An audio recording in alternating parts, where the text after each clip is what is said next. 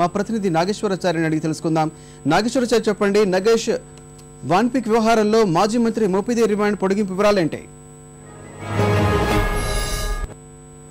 జిల్లాని CBI arrest చేసిన మోపిదేవి వెంకటరమణను ఈరోజు చెంచల్గూడ జైలు సిబ్బంది సిబిఐ కోర్టులో హాజరుపరిచారు.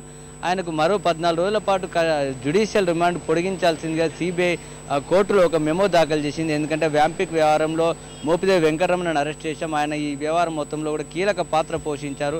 అయితే దర్యాప్తు ఇంకా కీలక దశ, అంత ప్రాథమిక దశలోనే ఉంది. ఇంకా చాలా డాక్యుమెంట్లను పరిశీలించాలి, అనేక మంది సాక్షులను కూడా విచారించాల్సి ఉంది. కాబట్టి ఆయనను మరో 14 రోజుల పాటు జ్యుడిషియల్ రిమాండ్ పొడిగించాల్సిందిగా సిబిఐ అధికారులు ఒక మెమో దాఖలు చేయడం జరిగింది. ఆ మెమోను పరిగణలోకి తీసుకున్న కోర్టు ఈ నెల 21వ తేదీ వరకు రిమాండ్ పొడిగించారు. దీంతో తిరిగి ఆ సిబిఐ అధికారులు మోపిదేవి వెంకటరమణ తిరిగి చెంచల్గూడ జైలుకు తరలించారు. ఆయన బెయిల్ పిటిషన్ పైన ఈరోజు నిర్ణయం తీసుకోవాల్సి ఉంది. ఎందుకంటే ఆయన గతంలోనే బెయిల్ పిటిషన్ దాఖలు చేశారు. ఎందుకంటే వ్యాంపిక్ వ్యవహారం పూర్తిగా తను ఒక్కందే బాధ్యత కాదు, పూర్తి మంత్రిమండలి సమిష్టి బాధ్యత. కాబట్టి ఈ వ్యవహారంలో తనను అనవసరంగా ఇరికించారు, కాబట్టి బెయిల్ ఇవ్వాల్సిందిగా ఆయన కోరారు. అయితే దాన్ని సిబిఐ గట్టిగా వ్యతిరేకించింది.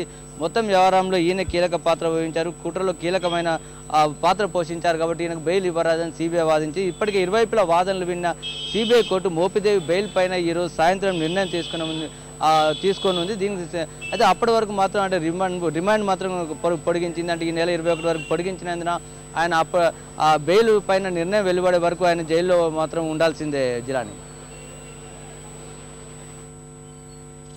ధన్యవాదాలు నగేష్.